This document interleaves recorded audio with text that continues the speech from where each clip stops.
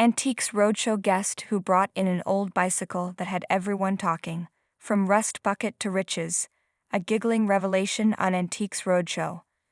Imagine the scene: Newcastle Civic Center, buzzing with excitement, and expert Adam Schoon is ready for anything, but even he couldn't resist a playful jab when a rather rustic-looking bicycle rolled in.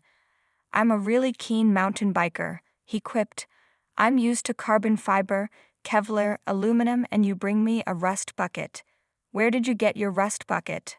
The owner, a true gem of a character, couldn't help but beam as he launched into the bike's origin story. He'd found it at a house clearance shop in North Shields, tucked away by an old sofa. He just knew it had potential. "I had a feeling that it was going to be worth a bit of money," he shared, his eyes twinkling. And boy, was that feeling right. A little online digging revealed a similar bike in America that had fetched a pretty penny, and that sealed it for him. The next challenge? Getting his find home. He cleverly bundled it with some other items, like lights, and offered the shop owner a cool £300 for the lot. The bike itself, he figured, cost him around £200. What a steal. A tale of two handles and a DIY fix.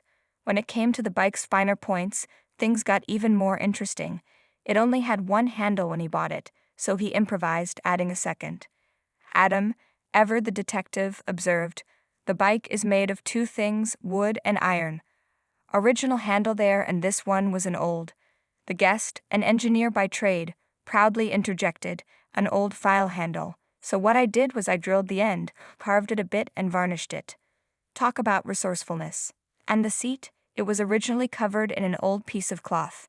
But our clever owner, appreciating the natural beauty of the wood, filled in some wood-worn holes, cleaned it up, and varnished it. He truly gave this old bike a new lease on life with his own two hands. The big reveal? Is it real? Adam confessed that when he first saw the bike, he wasn't sure if it was genuine or a clever reproduction. But a closer look revealed the truth. Two rivets which you can see are handmade. This is a hand-wrought bicycle. It's got tires made of iron. This was before pneumatic, pump-up tires. He explained that originally it would have had a leather seat for a bit of comfort, but essentially you'd be sitting on a spring. And the most charming detail of all? It was made for a child. The guest hadn't seen anything like it and found it utterly fascinating, but when asked if he'd let his own child ride such a contraption, he burst out laughing. Absolutely not. Safety first, even with incredible antique finds. A historical treasure and a staggering sum. Adam confirmed the guest's hunch. It was indeed a period piece from the 1880s, and an American one at that.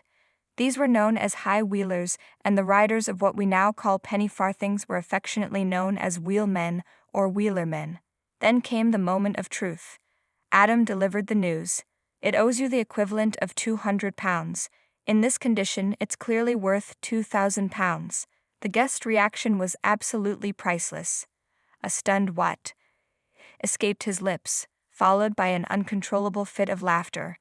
He couldn't believe it. "You have done well," Adam stated, a warm smile spreading across his face. Still beaming from ear to ear, the guest could only manage a disbelieving "goodness." "Knock me over with a feather, goodness me. £2,000. He shook his head, a mix of shock and pure joy washing over him. Adam praised his keen eye, and the owner, still in disbelief, simply uttered, "Incredible." It just goes to show, sometimes the most unassuming rust buckets hold the most amazing secrets and the biggest surprises. What kind of hidden gems do you think are out there, just waiting to be discovered? The allure of hidden treasures. This story is a beautiful reminder that true value isn't always obvious at first glance. It's easy to dismiss something as old junk, but with a curious mind and a little bit of research, you might just uncover a treasure. Our guest's intuition, combined with his willingness to get his hands dirty and restore the bike, paid off in a huge way. He didn't just buy a bicycle, he rescued a piece of history and brought it back to life. Your turn. What's hiding in plain sight?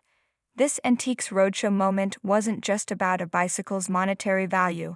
It was about the joy of discovery and the satisfaction of seeing potential where others might see only rust. It makes you wonder, doesn't it? What forgotten stories are waiting to be told in your attic? your garage, or even that dusty corner of a local shop. You never know what incredible finds are out there, just waiting for someone with a good eye and a bit of heart to bring them into the light. So go on, take a closer look, you might just surprise yourself.